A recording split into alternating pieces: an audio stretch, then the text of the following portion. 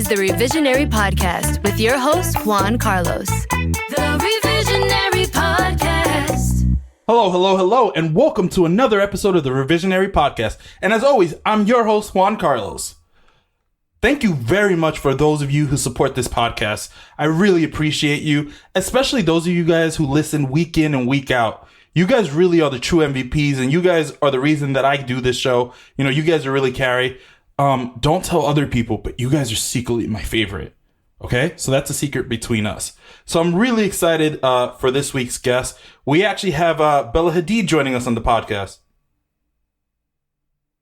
You know what? I'm just kidding. But we have someone equally as cool. We have Bella Biscotti joining us. Bella is actually a drag queen from Westchester County. So for those New Yorkers out there, shout out to Westchester 914 all day, every day. You know who you guys are. Here we are representing. And I'm really excited to have Bella on this podcast. I've actually never really had an opportunity to sit down and have a conversation with a drag queen. So I have a lot of questions that, so I want to ask. I just want to understand the art form and, learn as much about it as I can. So without further ado, let's see if we can get Bella on the line. Hey, Bella, how are you? What's up? Hello. How are you doing? Thank you so much, and welcome to the Revisionary Podcast. Baby, thank you for having me. It's a pleasure. No, any single time. The pleasure's all mine. So what have you been up to in your free time lately? Lots of Pornhub, no, I'm just kidding. No, it's in quarantine, really, honestly, has given me, it's actually taken away all of my excuses. I'm at home. Okay. I make clothing and I do makeup and I do make projects and all these things. And so that's really what I am talking about, because getting motivated to do stuff and to create is really hard sometimes, but right. I'm focusing now. So you said you make clothing and makeup?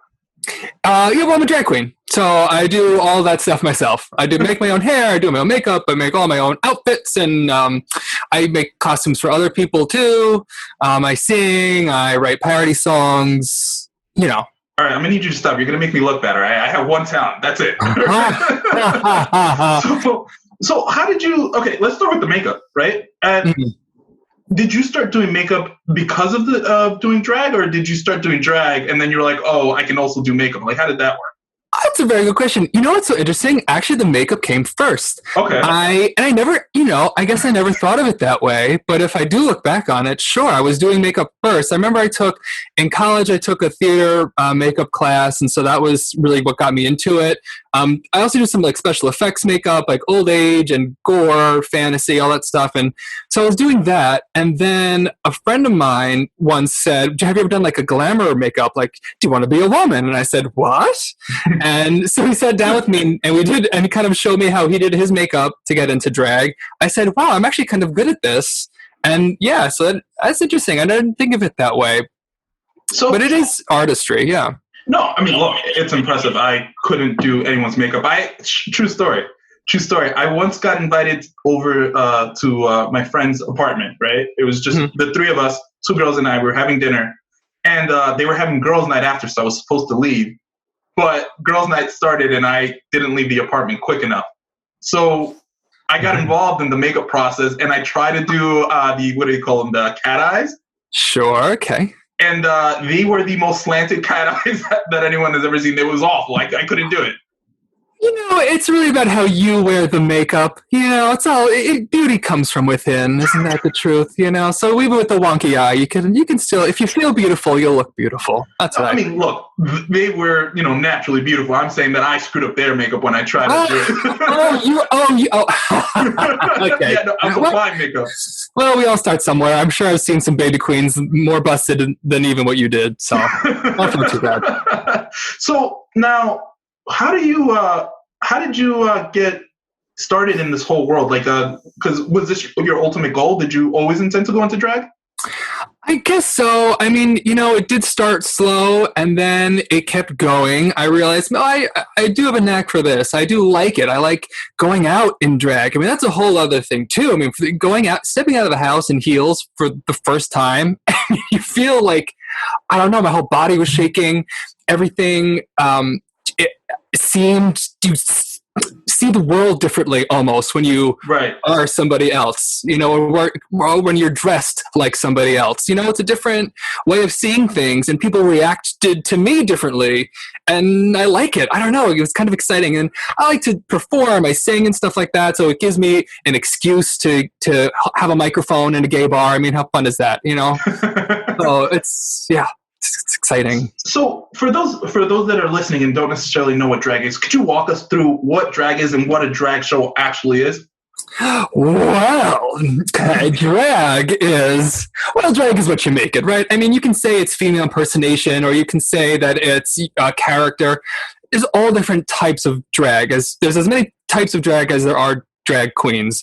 But essentially, right. I mean, you dress like a woman, usually. I mean, there's drag kings too, of course. So women dressing as men. And there's also many subcategories, of course.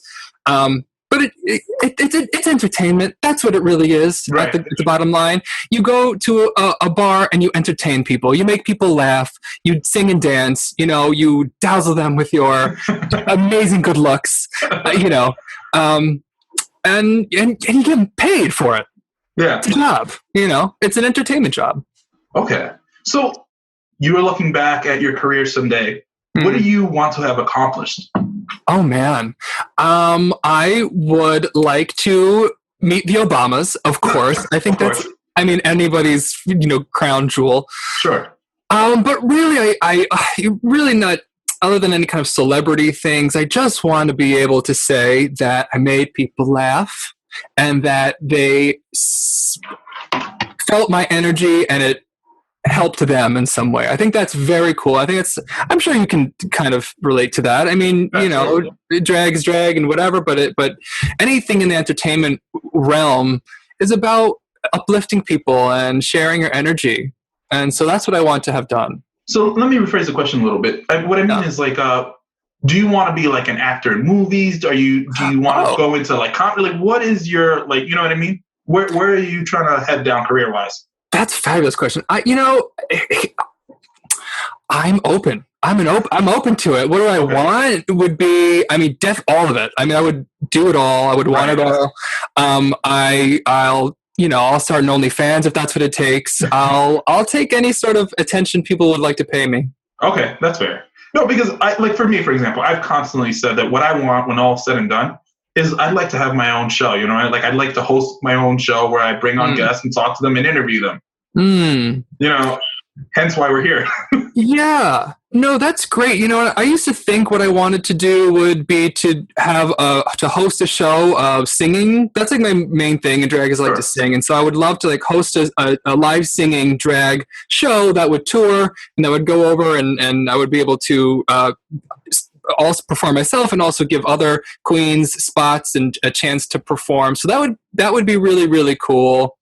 But I don't want to just stop there. I think there's so many things now, especially quarantine is making me realize there's this whole virtual world of performance. So what does that mean?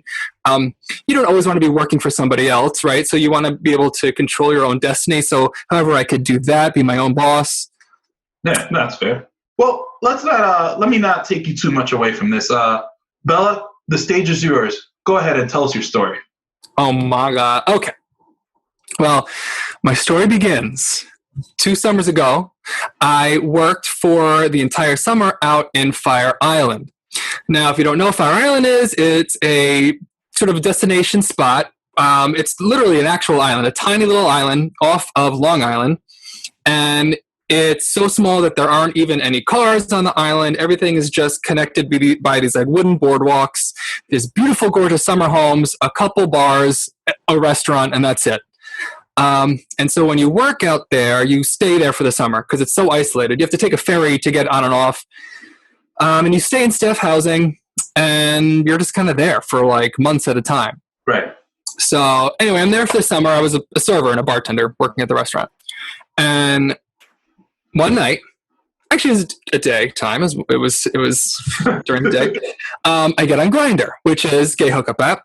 Meet this couple. Okay. Gorgeous. Older than me, I'd say their late 30s. Beautiful. Okay. Chiseled.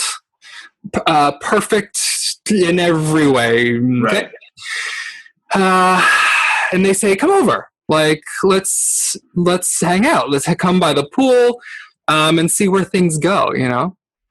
So, stop me at any point, by the way, if you have questions. Go ahead, I will. Trust me.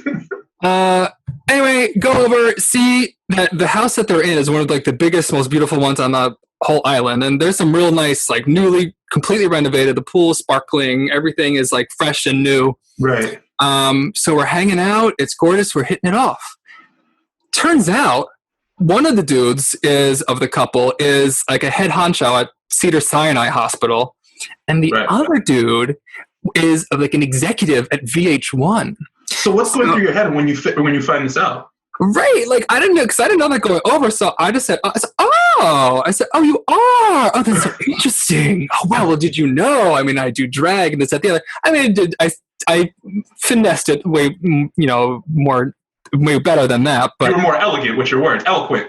Excuse me, I certainly was. And so I'm just thinking, well, damn, like this could be, we're hitting it off. If they like me enough, who knows? I mean, Drag Race airs on VH1, connection. It's all about who you know, right? Right. So long story short, I say, oh, okay. Let's keep going. I'm making them laugh. All my jokes are landing. We're really hitting it off. I look great, by the way. This is like peak slim thickness, okay, at this time. I was looking good. Got it. So we're drinking, having fun. Eventually they say, let's go up to the room. I say, okay, that's a great idea. Hold on. So were you working when you met them? Oh, this is like during the day. So like before, like my shift started at like 5 or 6 or something. So you were just hanging out at the bar where you worked? Oh, no, they're at their house at the pool. Got it. You met them on Grindr and went over to their house. Got it. Yes. Oh, excuse me. Yes. I flip-flopped my way over to their house that they were staying. Because what people do is they'll stay there for a week or two at a time. Like they'll rent out these houses, usually like a group of people. They'll rent out a house for the week because it's all on the beach. It's kind of a getaway sort of a vibe, right? So that's where I'm at. I'm at this house that they had rented, but it was one of the most beautiful ones on the island. Everything was freshly renovated and gorgeous. And you'll see why that's important later. However, that's where I find myself, right? So that's when they're like, all right, let's go up to the room and kind of see where things go. I'm feeling good about myself because, first of all, we had done many, many drinks. And, you know what? We'll just for drinking, okay? Hold on. So were you... So is this something you did often at the time, like engaging with couples? I wouldn't say often, but I would say with some regularity. So you were comfortable with the situation. You never felt like, like pressure or anything like that. You were just good to go. Oh no, I was roaring and ready. If anything, I was probably going to scare them off. If anything, you know what I mean? No, they're good, but they were cool too. I mean, they were older. They kind of told me that they're open. When they're on vacation, they like to, taking a third, etc., a stray, if you will. And so I was feeling very comfortable and good. That's also very gay. I feel like it's a very gay thing. You know what I mean? People, it's like, men are dogs. So I'm at the house and we go up to the room. We have another drink. Things start to get a little frisky and they close the blinds. So things are a little, even though it's during the day, it's like a little dark, we couldn't really, really see. And we get down to business. Mm-hmm. Okay. Real good. Things are going great. I'll save you the details. However, I was, let's say, the submissive of the two. I let them enjoy the fruits of my loins, if you will. So were you what do they call it? The bottom? The bottom. Very, very good. Yes. I read a book or two. Yeah, you got, all right. Yeah. So I was the bottom, right? Dude slamming it from the back, flipping me up and down. I'm on the bed, I'm on the floor, etc., etc. Right. And eventually, my big booty cakes had the one dude busting. Okay, if I can be so brash. Okay. Right. He gets up. So the one dude finishes. He gets up, and then like I see him sort of like pause and like just sort of look around and be like, and I'm like, okay, what's going on? I get up to switch positions to help the other guy finish. And that's when we all three of us, like, we all see it at the same time. Oh no. The room is covered in shit. Oh. Bro, I had on the new cream color carpet, the beautiful white bedspread, okay? The love seat on that we had done things on. Yeah. Destroyed. I mean, bro, destroyed. Wait, I don't know where it came from or how it got there. But it was yours. Oh, it was all mine. Oh, it was all me, baby. I can take credit for every inch of that. And how did you not smell it? I think it was the thing where it's like you're in the moment, we had been drinking, like blah, blah, blah. But it was that kind of thing where like as soon as we all saw it, we smelled it. You know what I mean? Like it all kind of just at the same time just rushed in. And the other dude like opens the blinds a little bit so we can see a bit, like we can just kind of like assess. And it was a crime scene, bro. It really was. And that's the best way I could put it. So that's pretty horrific and embarrassing. And by the way, I really wasn't so embarrassed about like the poop of it all. Right. I was really more concerned about, I mean, this love seat is probably like $5,000 or $6,000. You know, this duvet cover alone on this big, beautiful king bed is, you know, thousands of dollars. I mean, I just like ruined probably like $20,000 worth. I mean, the carpet was like a medium pile shag. Yeah. So it looks like, you know, when like a dog hair gets a little matted with the poopsies. Uh-huh. It was like that, but like, you know, smear that on a brand new white carpet. Oh, I mean, really, it was real bad. It was really bad. It wasn't great. Now, do you have any more questions? Do you have any follow-up questions? I do. No, hold on. We have questions here. No, we're going to dive into this one. So, first question is, at what point did you go, okay, well, there goes VH1? Like, at what point did that hit you? Yeah, it really was that. It was that moment of, I saw the dude get up, I saw his face just change as he sort of looked around, and then it was just kind of that slow realization of, oh, this ain't cute. This is not it. And by the way, they were so nice about it, very cute about it. They were very understanding. However, I could tell they were pissed. I mean, they were not happy with the way things are going down. I can't say that I blame them. Did you have to help pay for some of the damage? Hell no! Venus Sinai can take care of that, please. No, VH1 money, they got it. It's fine. I'm working for pennies at Fire Island. I'm sleeping in a bunk bed in staff housing for a summer. They can take care of it. But you know, and it's like, it's a rental house, so I don't know. I'm sure they figured it out. I'm sure they were fine. Okay. So let's. Okay.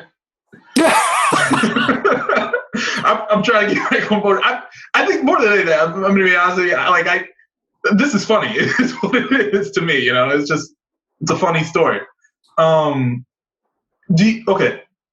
Have you kept in contact since? Have you ever talked to them? Like, wait, that's the best part. I completely forgot. So let me actually just finish because that's a very good question. So. What I do is essentially I just run to the bathroom, sort of clean up as best I can. Yeah. I'm just like, sorry, bro. Like, gotta go to work. Like, catch you later, right? The next day, it's Sunday brunch. Of course, who do I see sitting in my section? These two dudes. No. So I have to be there later, like all through brunch the next day. Acting as if like I'm just like the coolest, hottest, you know, bartender, like making them. I'm like, oh my god, this ain't it. Yeah. So was it awkward? Like walk me through that. Oh yeah, bro. I felt it was not good. It was very awkward.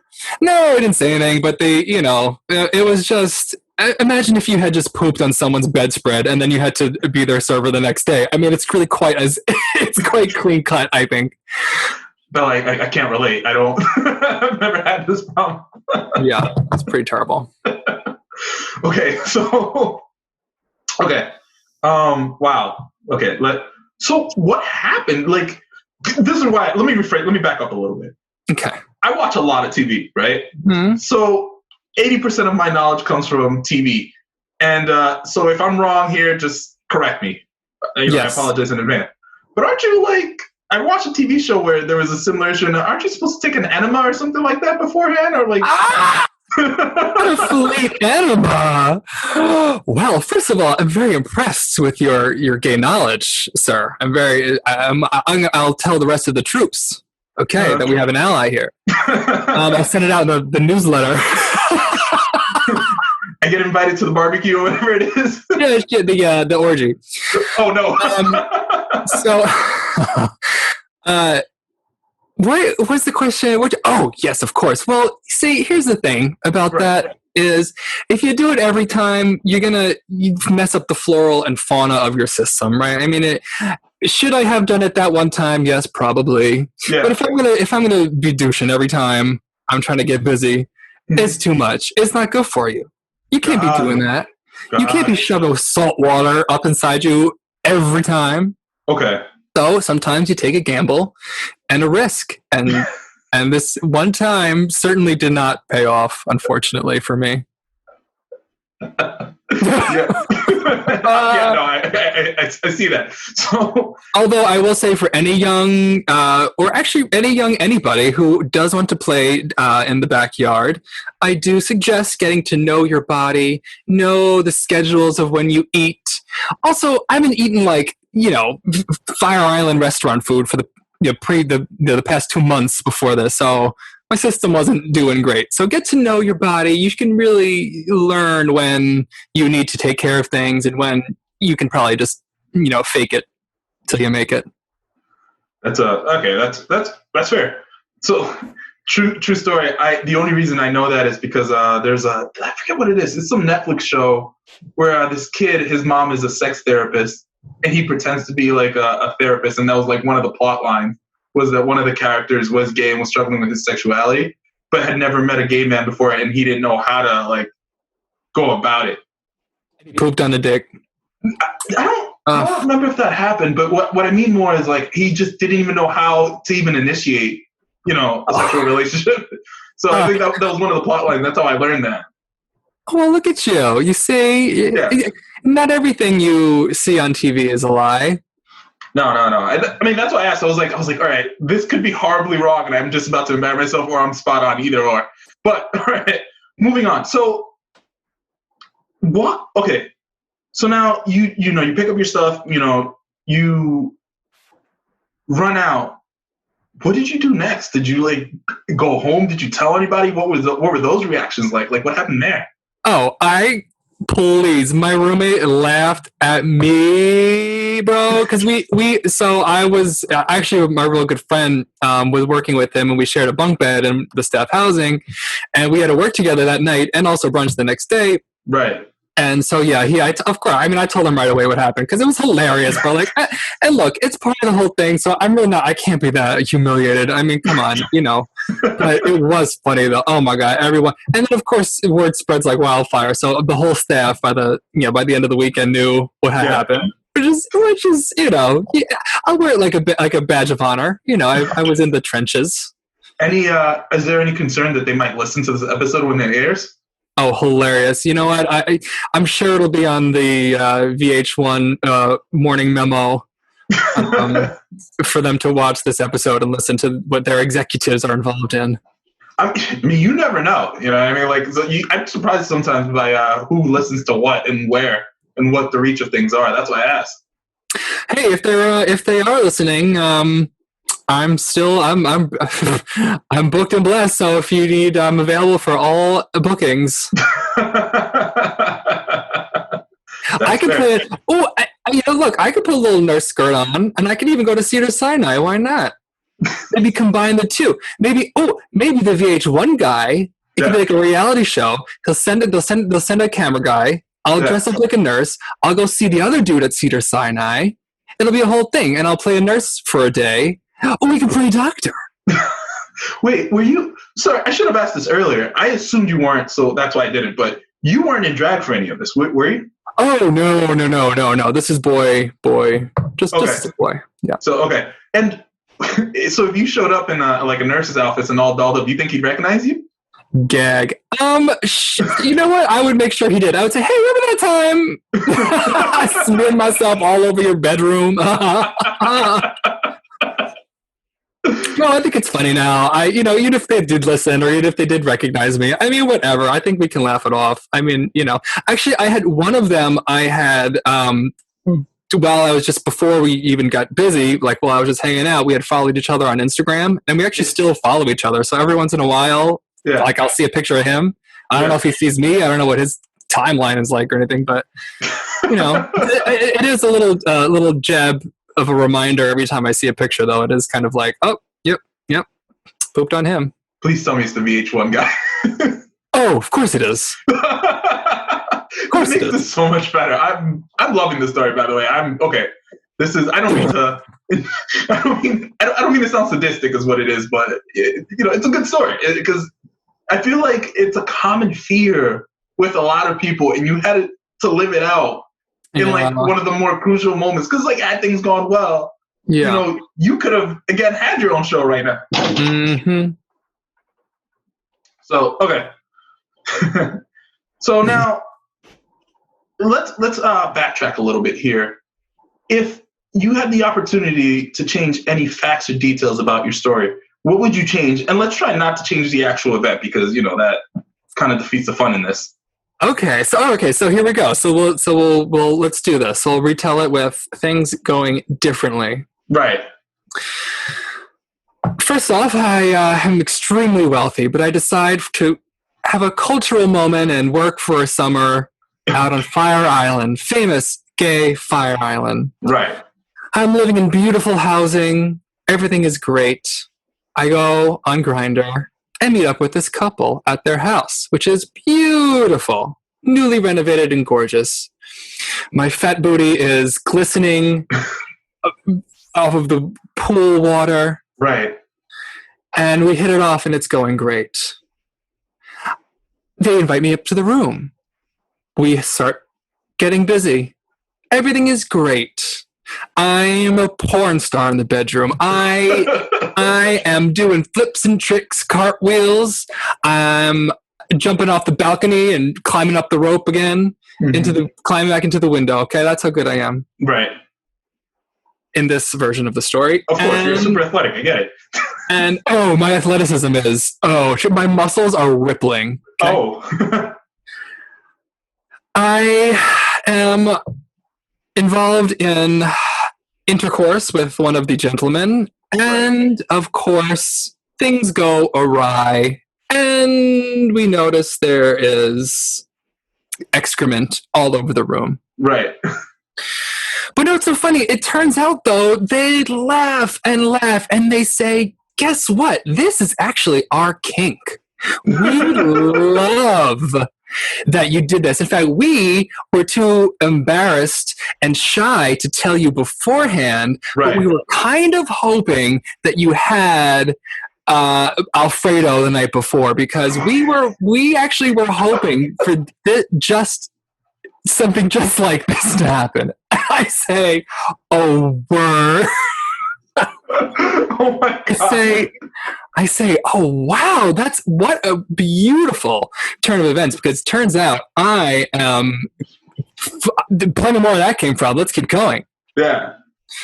And so afterwards, I make them finish and climax better than they had all summer. They fall in love with me. They say, wow, thank you for a beautiful day, and thank you for coming over. Here is a card with my number. Email me tomorrow, and I'll have a gig for you. He emails me back the next day. He says, just because you performed so perfectly with us, right, we're going to name you co-chairman of, I don't know, what's a VH1. Hey, they say you're going to be the co-chairman of the gay diversity at VH1. Perfect. Which that doesn't exist, I am willing to. Because you were so wonderful that they just created the position for you. I see it. Yes. Isn't that something? Isn't that incredible how that happened?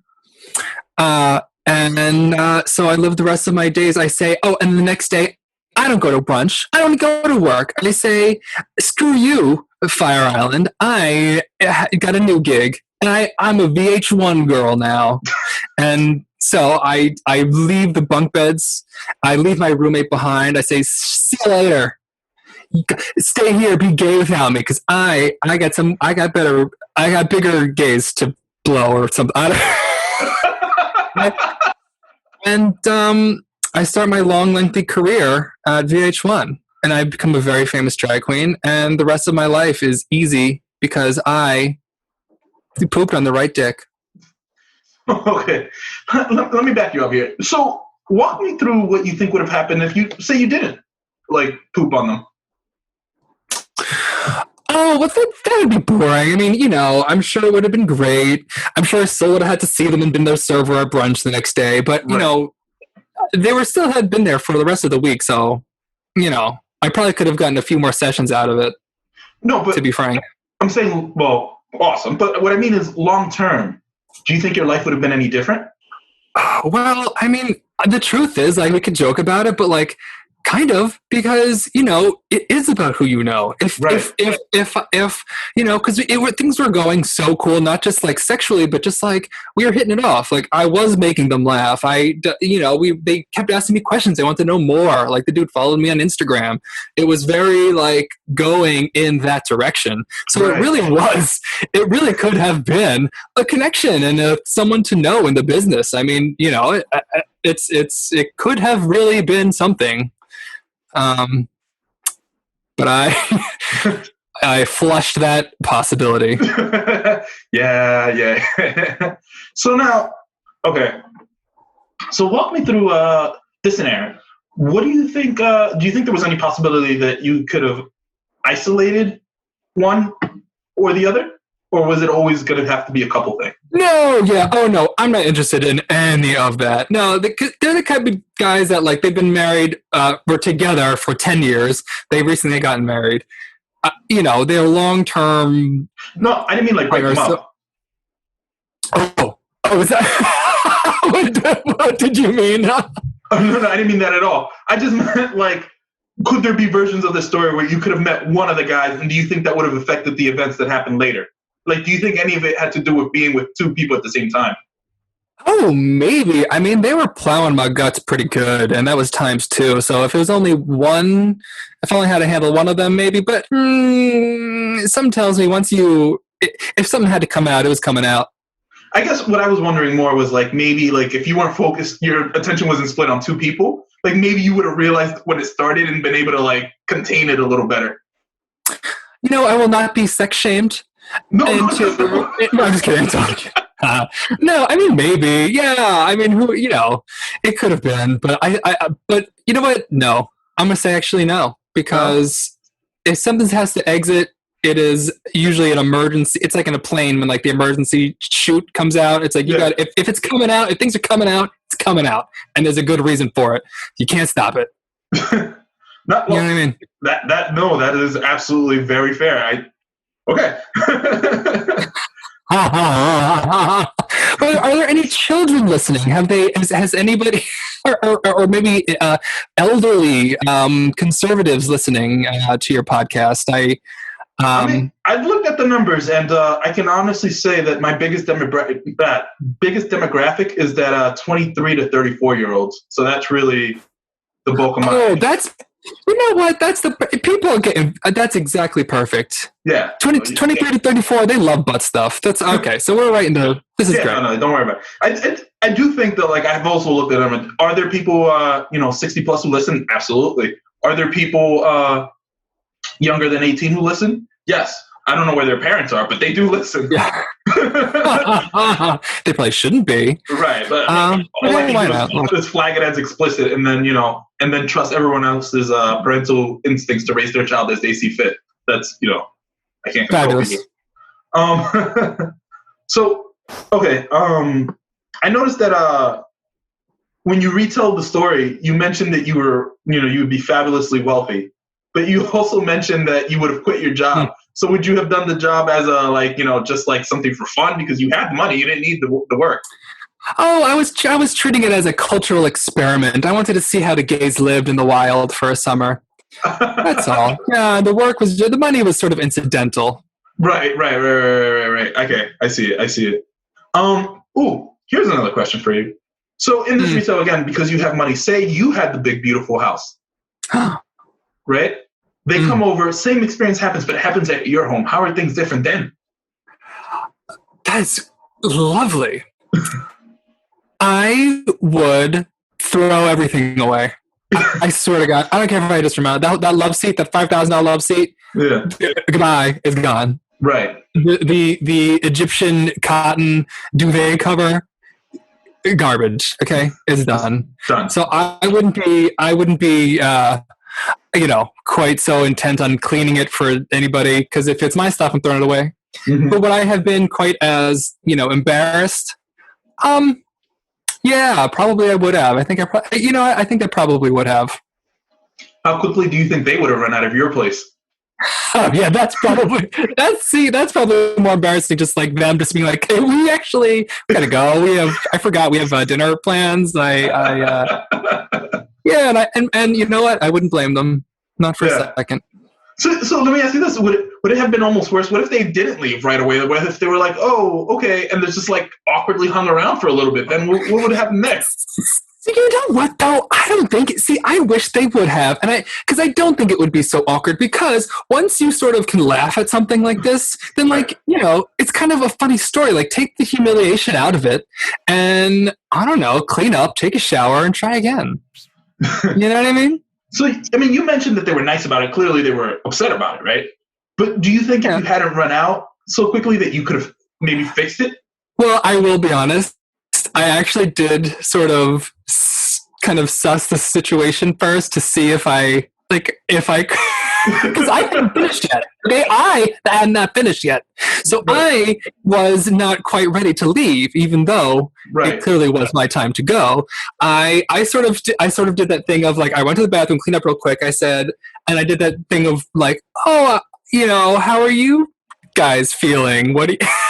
Yeah. I really did try to shoot my shot even after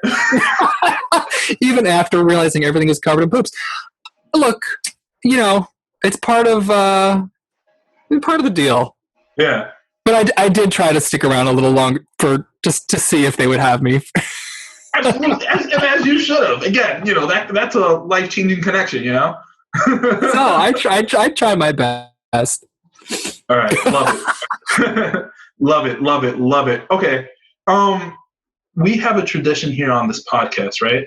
Where at the end of every episode, we like to end it by asking for a quick childhood story that puts a smile on your face or just makes you feel warm inside. Do you have a childhood story that you can share with us? Oh, well, I did the same thing, but on my sister's bed. No, I'm just kidding. Totally kidding. Something just something that a warm story. Yeah, just like a nice story. What's interesting? Every Thanksgiving, my grandmother would make managat from scratch. So, make the pasta, the filling, bake it.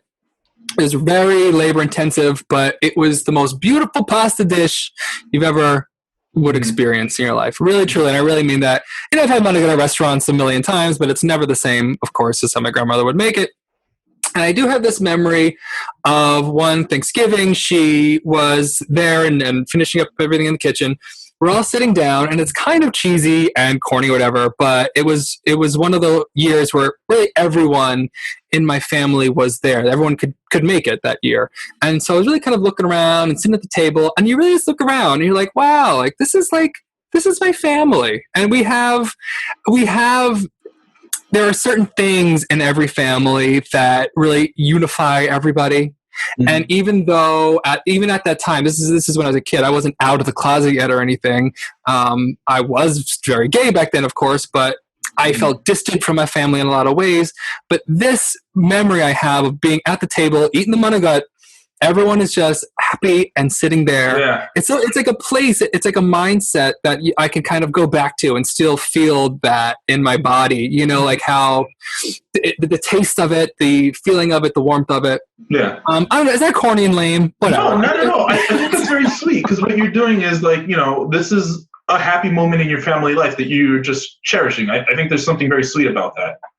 Yeah, and I think one of the reasons it really stood out too is, like I said, you know, when you are gay, sometimes you feel even separate from your family, sure. You know. But there are moments like that where really you just are connected, and it's a good feeling. So, wow! First and foremost, thank you for sharing that. The other tradition that we have is we like to end every episode by highlighting a charity or an organization that our guest is passionate about. Do you have one for us? Oh, yeah. So definitely it's called the Marcia P. Johnson Institute. And it is an organization that helps Black trans people. And they do such good work. I mean, you can look more into it, look them up. It is, you know, Black trans women in particular are really one of the most marginalized and victimized groups in our country, and we need to give them their voice and have their needs heard and their community heard, and that's what this does, and it really helps protect the lives of these people who deserve protection. You know, I'm glad that you actually highlighted that one because in an earlier episode we highlighted the Okra Project, which seems to do similar work. So I think it's great that this is an issue that keeps getting brought up because it is important to talk about and keep to the forefront because it's very easy to forget the struggles that these people face on a day-to-day basis. Mm-hmm. Well, before we let you go, two things. One, do you have any last words for our revisionaries? And two, where can we follow you and should we follow you? Well, last words would be know your body, kids. And have safe sex. By safe sex, I mean, of course, use protection, of course, but also protect your emotions, darlings. You know, I was able to rise above the situation and laugh at myself. I know that some other people would have a little more difficulty with that and could really be something that really derails. I mean, I told my roommate this, he goes, if that happened to me, I wouldn't have sex for a year after that. I'd be too scared. So protect yourselves. Have safe sex emotionally too. Have safe emotional sex. You know what I mean? Have protect yourselves. And follow me. Yes, please do. You know, just follow my Instagram, The Real Bella Biscotti. The Real Bella Biscotti.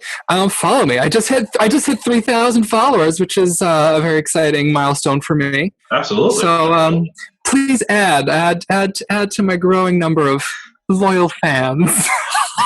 It's so stupid, fans. I mean, come on. Was there a fake Bella Biscotti? Is there somebody out impersonating you? Well, she is mostly plastic, so you have to make the distinction.